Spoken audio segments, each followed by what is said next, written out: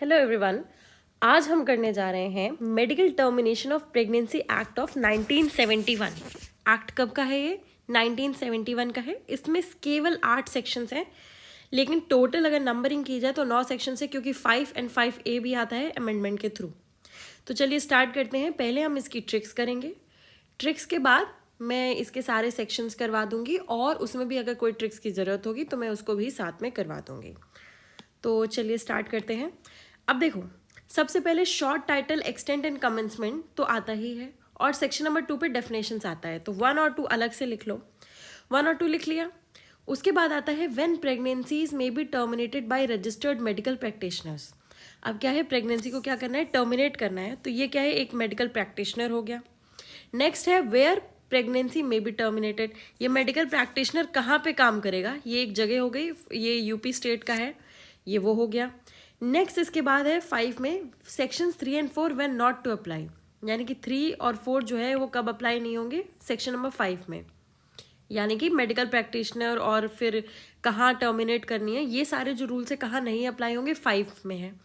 और नहीं अप्लाई होने के साथ साथ 5A में आया है अमेंडमेंट के थ्रू प्रिवेसी। किसकी privacy? Protection of privacy of women. इसमें पनिशमेंट्स के बारे में दिया हुआ है कि अगर प्रोटेक्शन होगी, प्रिवेसी अगर प्रोटेक्ट नहीं की गई है तो कितनी पनिशमेंट होगी।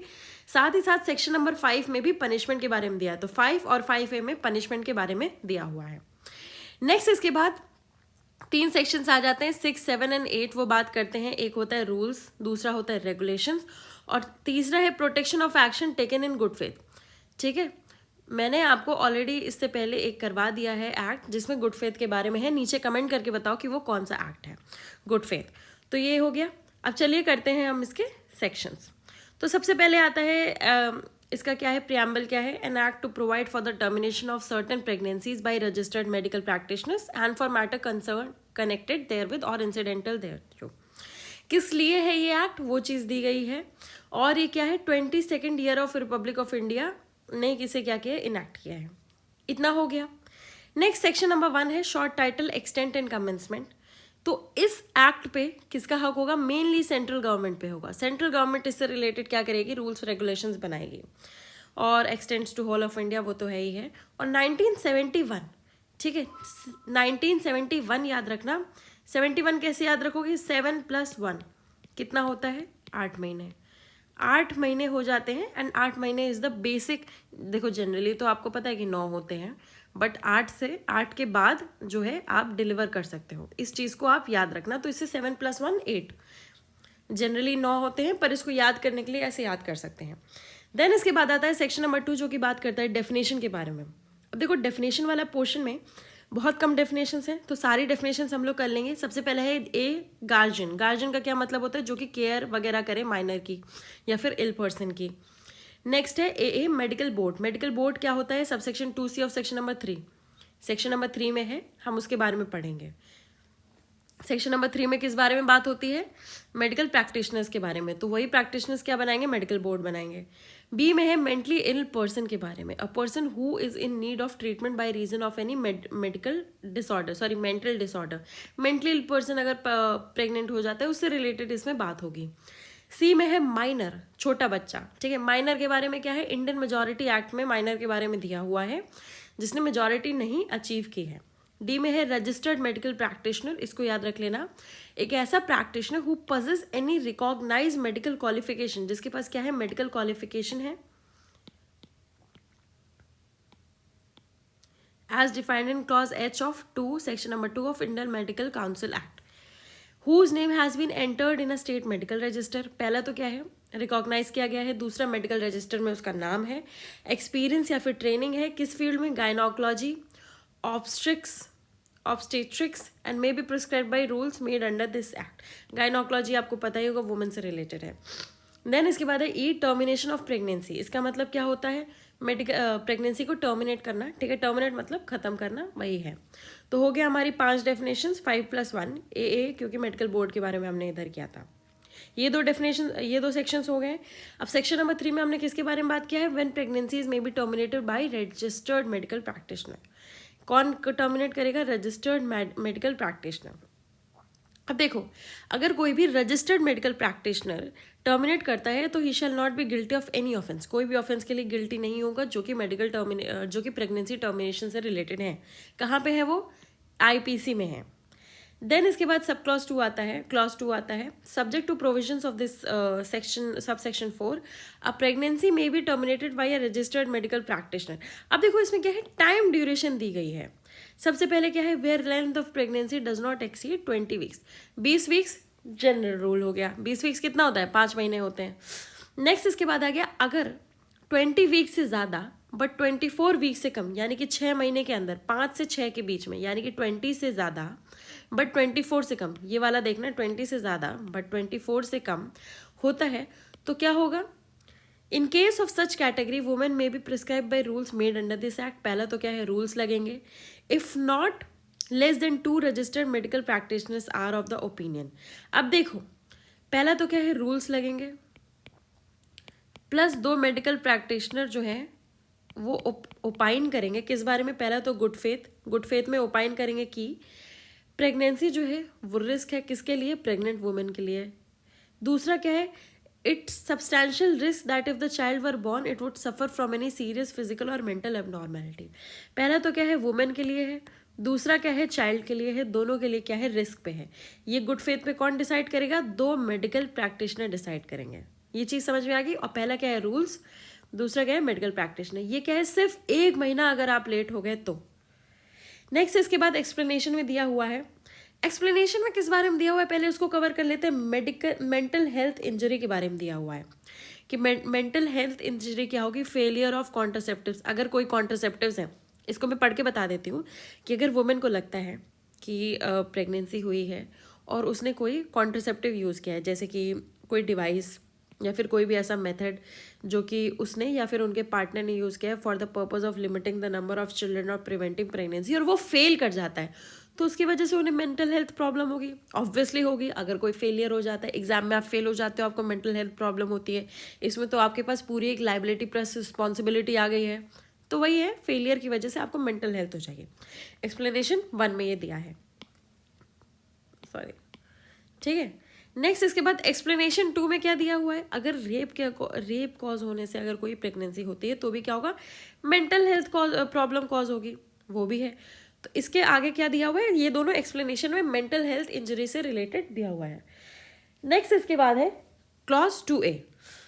क्लॉज 2A में बात हो जाती है कि नॉर्म्स क्या है, norms are rules made under this act.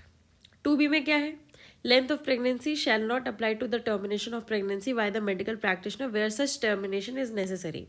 जहाँ पे टर्मिनेशन नेसेसरी है और डायग्नोसिस हो गया है फीटल एबनॉर्मलिटीज का मेडिकल बोर्ड के द्वारा, तो लेंथ जो है टाइम पीरियड नहीं लगेगा। ये हो गया।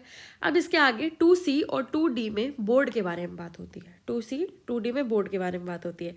बोर्ड कौन डिसाइड करेगा? एवरी स्टेट गवर्नमेंट या फिर union territory by notification official gazette में कॉन्स्टिट्यूट करेंगे मेडिकल बोर्ड। एक स्टेट में मेडिकल बोर्ड होता है तो वो लोग क्या करेंगे, कॉन्स्टिट्यूट करेंगे medical board.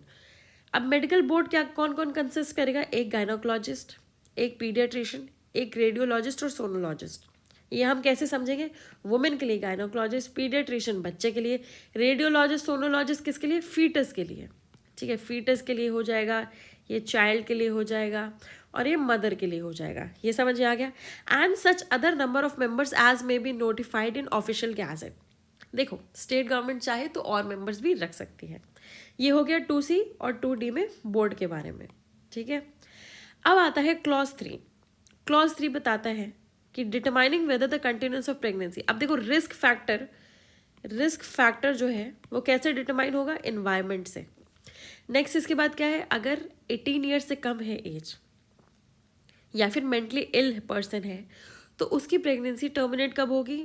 Accept with the consent. अब देखो, इसमें कंसेंट की बात होती है 4 में और 4A और 4B में। ठीक है, इसमें कंसेंट से रिलेटेड ये बात होती है कि अगर मेंटली इल है या फिर 18 ईयर से कम का इंसान है, वो प्रेग्नेंट है, तो उसकी टर्मिनेशन कैसे होगी? उसकी टर्मिनेशन होगी उनके कंसेंट से नहीं होगी, गार्जियन वगैरह के कंसेंट से होगी, उनके कंसेंट से नहीं होगी। इसके बारे में दिया हुआ है। नेक्स्ट है save as otherwise provided no pregnancy shall be terminated except with the consent of pregnant women. Generally क्या है, प्रेग्नेंट वुमेन की कंसेंट, बट अगर इल पर्सन है 18 ईयर से कम है तो उनकी कंसेंट नहीं ली जाएगी। तो ये हो गया हमारा सेक्शन नंबर 3। काफ़ी बड़ा सेक्शन है। रजिस्टर्ड मेडिकल प्रैक्टिशनर्स के साथ टाइम लिमिट भी बताता है कि वो क्या करेंगे, कहाँ करेंगे, इसके बारे में नेक्स्ट सेक्शन में है। टाइम लिमिट के बारे में है, प्लस बोर्ड के बारे में है, और प्लस कंसेंट के बारे में है। ठीक है, तो आई होप आपको ये चीज़ें समझ में आ गई हो। नेक्स्ट इसके बाद है section number 4, place where pregnancy may be terminated. General law क्या बोलता है, कोई भी हॉस्पिटल जो कि गवर्नमेंट हॉस्पिटल है, ये हो गया। नेक्स्ट इसके बाद क्या है, फॉर द टाइम बिंग अगर गवर्नमेंट अप्रूव कर देती है तो वहाँ पे हो जाएगा विथ चीफ मेडिकल ऑफिसर या फिर district health officer as the chairperson of the said committee. Committee बोल देती है तो ठीक है। नेक्स्ट इसके बाद है provided that district level committee. ये जो डिस्ट्रिक्ट लेवल कमेटी है, डिस्ट्रिक्ट लेवल कमेटी क्यों इंपॉर्टेंट है, अब देखो स्टेट लेवल हमें पता चल गया, स्टेट लेवल पे बोर्ड है, पर डिस्ट्रिक्ट लेवल पे क्या है, डिस्ट्रिक्ट लेवल पे कमेटी है। अब डिस्ट्रिक्ट लेवल की जो कमेटी है कंस्टिट्यूट करेगी किसको किसको, सबसे पहला तो है ये 3+5, 3+5 हो गया। अब देखते हैं, शैल consist of not less then 3 and not more than 5। 3 से लेकर के 5, यानी कि 3 हो सकते हैं, 4 हो सकते हैं, 5। कितने मेंबर्स हो सकते हैं, 3, 4, 5 ये मेंबर्स हो सकते हैं, इंक्लूडिंग द चेयरपर्सन। प्लस कौन होगा, चेयरपर्सन होगा एक। तो कितने मेंबर्स हो गए, 3+1 हो सकता है, 4+1 हो सकता है, 5+1 हो सकता है। इतने 4+1 इंक्लूडिंग, एक्सक्लूडिंग नहीं है। नेक्स्ट इसके बाद है सेक्शन नंबर 5। अब देखो सेक्शन नंबर 4 हमें समझ में आ गया, जनरल लॉ क्या है, हॉस्पिटल। दूसरा लॉ क्या है, जहाँ पे डिस्ट्रिक्ट लेवल कमेटी बता दे फॉर द टाइमिंग, और डिस्ट्रिक्ट लेवल कमेटी किससे किससे कॉन्स्टिट्यूट होगी ये भी हमें पता चल गया है। नेक्स्ट इसके बाद है सेक्शन नंबर 5। सेक्शन नंबर 5 बात करता है कि अगर 3 और 4 अप्लाई नहीं होंगे, व्हेन नॉट टू अप्लाई, कब अप्लाई नहीं होंगे। अब 3 किस बारे में बात करता है, लेंथ ऑफ प्रेगनेंसी वगैरह के बारे में बात करता है, और 4 बात करता है प्लेस के बारे में। और अगर क्या है,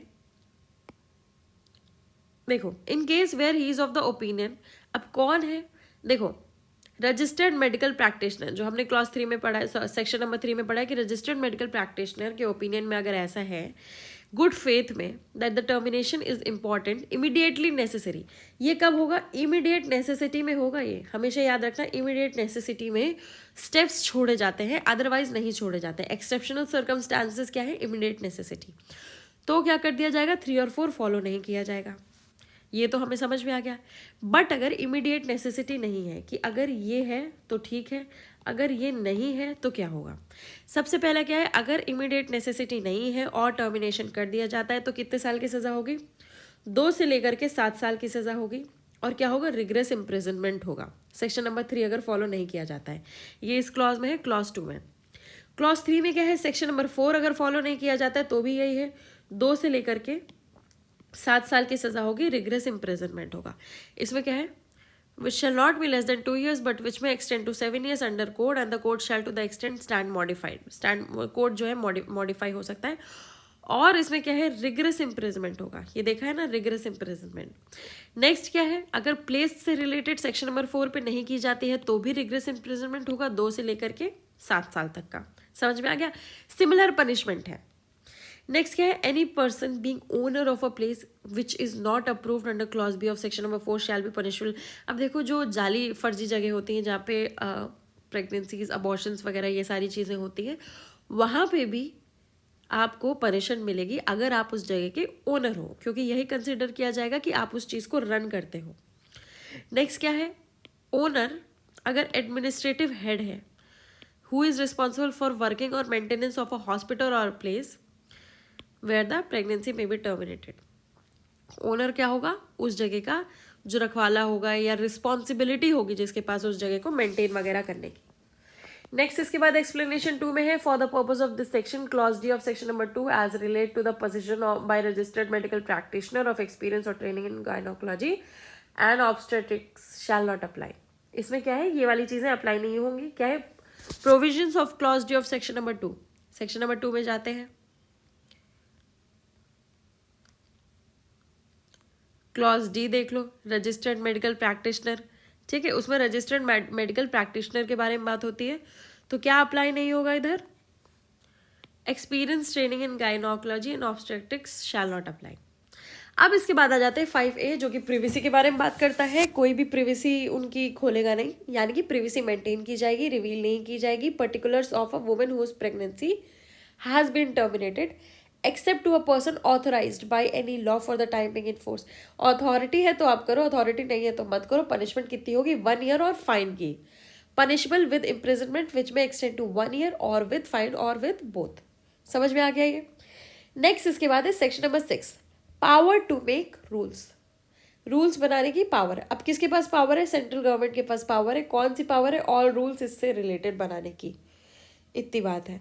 नेक्स्ट इसके बाद है every rule made by central government shall be laid as soon as may be after it is made before each house of the parliament while it is in session for a total period of 30 days। बस इतना याद रखना, 30 दिन के लिए रखा जाएगा। Next इसके बाद है state government, power to make regulations. Rules बनाने की पावर किसके पास है? सेंट्रल गवर्नमेंट के पास है। रेगुलेशंस बनाने की पावर किसके पास है? स्टेट गवर्नमेंट के पास है। इसमें क्या है? Require any such opinion as is referred to in sub section 2 of section number 3 to be certified by a registered medical practitioner. Section number 3 के सब सेक्शन 2 में हमने कितनी सारी चीज़ें पढ़ी हैं? टाइम पीरियड के बारे में पढ़ा है, ये सारी चीज़ें पढ़ी है। वो सर्टिफाई किया जाएगा किसके द्वारा? Registered medical practitioner. नेक्स्ट इसके बाद क्या है? Require any registered medical practitioner who terminates a pregnancy to give intimation of any such termination. क्या देना पड़ेगा उसे? इंटीमेशन देना पड़ेगा। नेक्स्ट इसके बाद क्या है? Prohibit the disclosure. डिस्क्लोजर जो है प्रोहिबिट करना होगा। Intimation given and the information furnish in pursuance of regulations made by virtue of clause B shall be given or furnished as the case may be to the CMO। Intimation यानी कि ये एक pregnancy जो है terminate करना ज़रूरी है, वो इंटीमेशन किसको देना होगा? चीफ मेडिकल ऑफिसर को देना होगा स्टेट के। नेक्स्ट है every regulation made by state government shall be laid as soon as may be after it is made before the state legislature. सारे जो रेगुलेशन है वो लेट किए जाएंगे as soon as may be after it is made before the state legislature के सामने ले किए जाएंगे। अब इसके बाद क्या है? एनी पर्सन हु विलफुली कॉन्ट्रवेंस और विलफुली फेल्स टू कंप्लाई, अगर कंप्लाई करने से फेल कर जाता है तो फाइन होगा कितना? 1000 रुपये का, 1K। ठीक है, 1000 रुपये का फाइन होगा। नेक्स्ट इसके बाद आता है सेक्शन नंबर 8 जो कि प्रोटेक्शन इन गुड फेथ के बारे में बात करता है। जनरली इस बारे में आप सबको पता ही होगा कि गुड फेथ में है तो उसके एक्ट जो है वो प्रोटेक्ट किए जाएंगे। तो इसी के साथ हमारा 8 सेक्शंस जो है डन होते हैं, 8 सेक्शंस हमारे कंप्लीट होते हैं। आई होप आपको अच्छे से समझ में आए हो। इसकी ट्रिक्स मैंने आराम से आपको करवा दी हैं कि कौन करेगा, कहाँ करेगा, नहीं करेगा तो क्या होगा और पनिशमेंट्स क्या क्या होंगे। पनिशमेंट्स याद रखना 2 से लेकर के 7 साल तक की पनिशमेंट है। ठीक है, फाइन कहाँ पे दिया हुआ है? फाइन दिया हुआ है रेगुलेशंस जो फॉलो नहीं करेगा वहाँ पे दिया हुआ है 1000 का फाइन। और इसके बाद एक और जगह दिया हुआ है प्रिवेसी में कितना दिया हुआ है? 1 ईयर की पनिशमेंट। इतनी चीज़ें याद रखना। तो इतनी चीज़ें आई होप आपको याद रहेंगी। तब तक ले चलते हैं। Please do like, share, comment, please do subscribe. आगे भी सारे ऐसे एक्ट्स आते रहेंगे। सारी इंपॉर्टेंट चीज़ें जो कि आपके एग्जाम से रिलेटेड है वो सब आती रहेंगी। And please do share this channel and help me growing this channel. Thank you.